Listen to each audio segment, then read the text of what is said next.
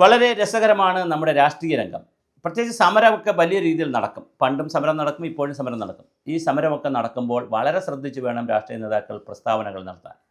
ഞാനിത് പറയാൻ കാര്യം, കഴിഞ്ഞ ദിവസം തൃശ്ശൂർ ജില്ലയിൽ ഒരു KSUവിൻ്റെ നേതാവിൻ്റെ വലിയൊരു വൈറലായിട്ടുള്ള പ്രസംഗം വന്നിട്ടുണ്ട്.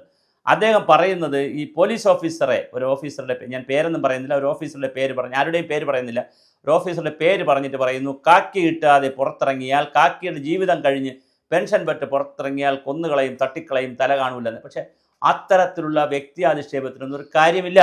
കാരണം പോലീസിനെ സംബന്ധിച്ചിടത്തോളം പോലീസിനകത്ത് RSS ഉണ്ട്, പോലീസിനകത്ത് BJP ഉണ്ട്, പോലീസിനകത്ത് കോൺഗ്രസ് ഉണ്ട്, പോലീസിനകത്ത് CPM ഉണ്ട്, പോലീസിനകത്ത് CPI ഉണ്ട്, പോലീസിനകത്ത് എല്ലാം ഉണ്ട്. കാരണം ഇന്നലെ വരെ സംഘടനാ പ്രവർത്തനം നടത്തിക്കൊണ്ടിരുന്ന ആൾ, ഇന്നലെ വരെ മറ്റ് സാമൂഹ്യ പ്രവർത്തനം നടത്തിക്കൊണ്ടിരുന്ന ആൾ പെട്ടെന്ന് പോലീസിൽ വരും.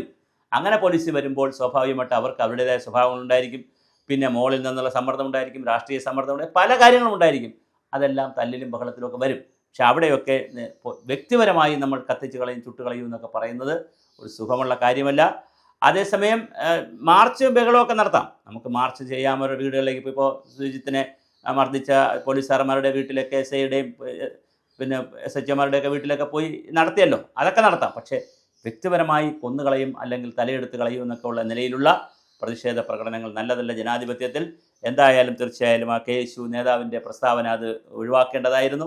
തീർച്ചയായിട്ടും നമ്മൾ രാഷ്ട്രീയത്തിൽ എപ്പോഴും പല രൂപത്തിലാണ് കാര്യങ്ങൾ പോകുന്നത്. പക്ഷേ അതേ പറയുമ്പം തന്നെ പോലീസിനകത്തുള്ള ആളുകളും നമുക്ക് ഇഷ്ടമല്ലാത്ത അല്ലെങ്കിൽ ഭരണവിരുദ്ധരായി നിൽക്കുന്നവർ, ഭരണത്തെ വിമർശിക്കുന്നവർ, പ്രതിപക്ഷത്തിരിക്കുന്നവരെ തെരഞ്ഞു പിടിച്ച് തല്ലുന്നൊരു സ്വഭാവം പോലീസുകാർക്കും ഉണ്ട്. അവർ മോശമൊന്നുമല്ല. വളരെ അത് ഇടതുപക്ഷക്കാരെയും തല്ലിയിട്ടുണ്ട്, വലതുപക്ഷക്കാരെയും തല്ലിയിട്ടുണ്ട്, BJPക്കാരെയും തല്ലിയിട്ടുണ്ട്. തെരഞ്ഞു പിടിച്ച് തലയ്ക്കടിക്കുക, കാലിനടിക്കുക, ലാത്തി കൊണ്ട് പർപ്പസായിട്ട് തല്ലുന്നതിന് വേണ്ടി പോലീസുകാരെ ചുമതലപ്പെടുത്തുന്ന കഥകൾ പോലും നമ്മൾ കേട്ടിട്ടുണ്ട്.